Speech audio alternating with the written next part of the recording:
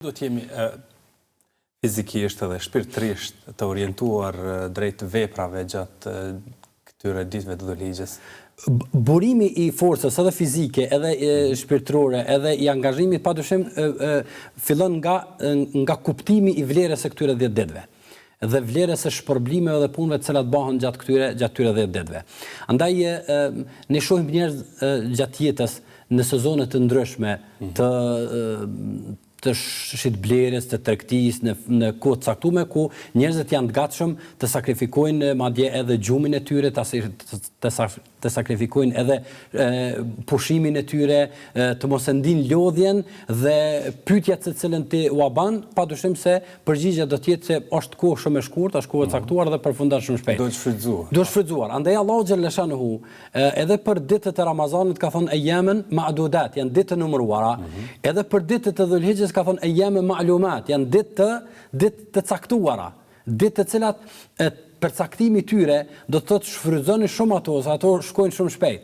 Dhe ne sidomos në dinamikën e madhe të kohës që po kalojmë, padyshim se çdo shkujdesje dhe çdo gaflet mund të kushtoj me kalimin e një gjysdite me një ditë të tërë, që mund të ndodhë shumë lehtë dhe humbja e një dite në kuadrin e 10 ditëve do të thotë humbje e madhe. Humbja 2 ditëve I bën humbje shumë e madhe, mos flasim për humbje më të mëdha.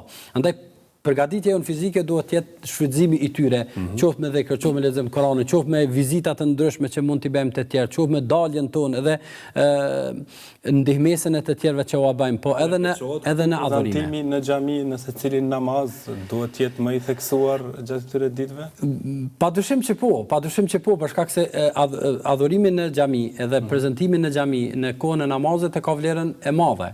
Madje pejgamberi ka thonë është 27 herë më I vlefshëm se namazi. Po gjatë këtyre ditëve. E gjatë këtyre ditëve pastaj shtohet. Ka kalkulim më të madh. Padyshim, kalkulimet ne shpeshherë bëja problemin e kemi që te kalkulimet nuk kemi numër. Dhe nuk e dim.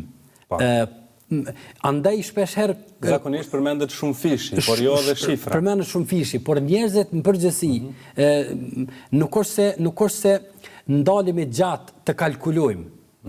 Për shembull, në jetën e përditshme nëse I thu dikuj, shoqë, krye këtë punë këtu, po e zam, I merr 100 euro. Po, por nëse kryen këtë punë disa hapa pak më anej, kimi marr 2700 euro. Apo? Mendoj se asnjëri prej neve nuk do të kufizohej këtu. Do t'i bante disa hapa, do t'i bante disa lëvizje, do t'a bante një sakrificë. Po nëse shumë fishohet me shifra shumë të mëdha, sigurisht se kujdesi jonë do të ishte shumë më I madh. Vetëm se nuk e shohim. Përndryshe, madje shpërblimet në krahasim me dynjan janë të papërfillshme, thjesht ne I sillim ato dhe feja I ka sill ato vetëm që të zën kurreshtjen e njeriu. Për të thjeshtuar kuptimet, përndryshe shumë fishimi I tyre është I jashtëzakonshëm. Ne po